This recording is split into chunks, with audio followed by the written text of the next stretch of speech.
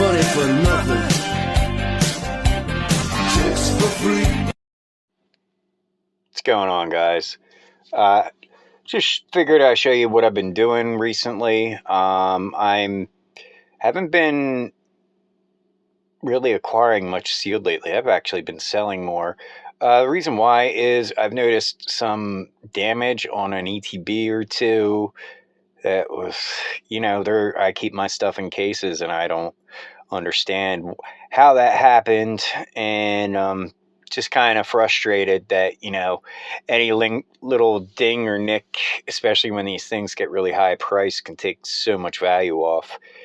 And we had the theft wave, especially with Pokey Dean getting his house robbed. Now he got a shop robbed. And there was a break-in. Nothing of value was really taken on a house at my block during the time, so I moved a lot of stuff out in the storage, and I'm like, I don't want to pay for storage too. And also, it's a benefit to have your sealed in storage as well, for even because fire tends to be a greater risk than theft anyway. So, and in storage units, fire is nowhere near as a big a deal as in homes. Statistically, it just makes sense. You should be fearing fire a lot more than robbery, but it's, in a robbery, you can possibly lose your life. But I'm going to be making my first tag submission. I'm actually going to be doing two bulk submissions because they changed the pricing. Now it's no longer $19 a card. It's $22 a card in their bulk submission. But they lowered it from 20 cards down to 10 cards. So there's a reason I'm doing two separate bulk submissions. I just wanted to show some of the cards I'm sending in. My Michkov card, it's more PC than anything. Flyers are doing great, up 3-0 against the Pens in their first series back in a while. I know this is OC and stuff, but it's a collection piece. I really don't care. I just wanted a slab.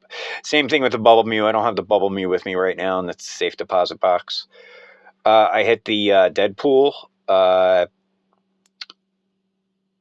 secret layer drop, and it came with 6 cards. These 3 are definitely gradable. The other 3 are not. They're weird. There's like a thick plastic coating on these cards. It's like you're literally touching plastic. You're not touching cardboard when you touch the cards. But this is the Pool Party rainbow foil. It's pretty cool. And these Victinis, if you guys don't remember, this was kind of one of my slower moving picks. I mean, it's stuck around $50, $45 for the longest time since I had recommended it. But I still believe these boxes can do like $150. But yeah, the gem rate is pretty harsh on these. So I looked at my boxes and I was like, this one had the best centering. So I figured I'd take it out and look at it. And it does have a tiny nick in one of the corners. But from what I see, a tag might lean away from it and still give me the 10. So I'm going to give it a shot. Try and get a 10 on this, but it wouldn't surprise me if it came back a 9. Be great if it came back a 10. I think they're like $400 or something because it's a low gem rate. We'll see. And the big reveal, the reason I had to split up my submissions is, if you'll notice the background, there's a reason for it. Here's some of my partner's cards. I heard tag does not do really sequential grading. Like if you send cards in a certain order, don't expect them to get the serial numbers back in the same order that you sent them in. So I don't want to mix up the cards. So those are my partner's cards. Here's a Japanese one. So I got a bunch of copies in my safe deposit box of English. These are my ungradable copies. Yes, we do have slabs as well. We've got PSA 10s. We've got PSA 9s, BGS 95, CGC Pristine. Another 9. I forget what company. It might be CGC. I completely forget. But yeah, I saw an opportunity in Steamboat Pilot. I see it the same things I saw in Bubble Mew, why I picked Paldean Fates last year. This is an incredibly iconic card. Yes, I've made a ton of money. That they've tripled pretty much from the points I bought.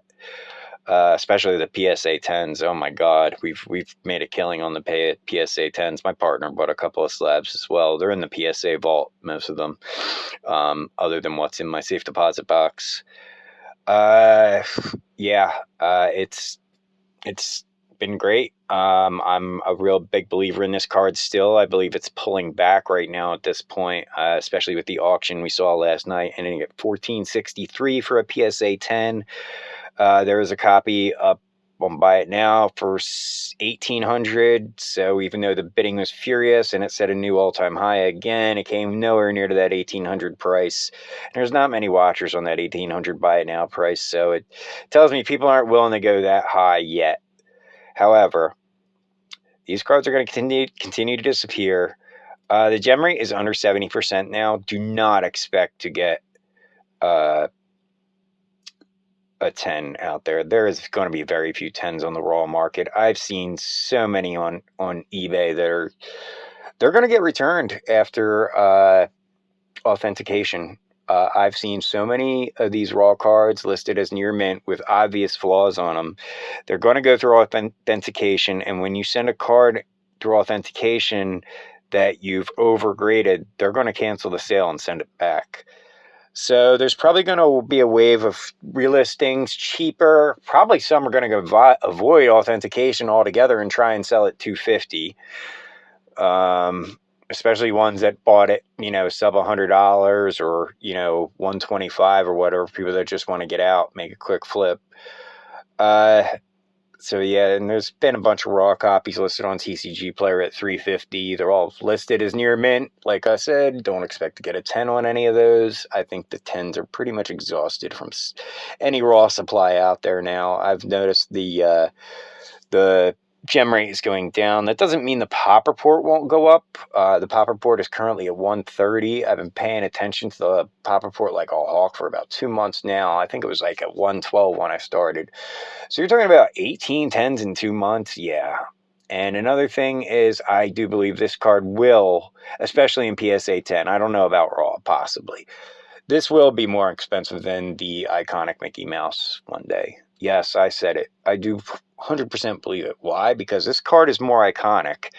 It's also almost 4 times as rare on the pop report. The pop report, I believe, is like $419 or something for the iconic Mickey, compared to $130 for Steamboat. Yeah, that's easily over 3 times, almost 4. And, and to this day, there's still more iconic 10s being added. I have noticed, though, the iconic 10 is starting to fluctuate a little bit down in gem rate.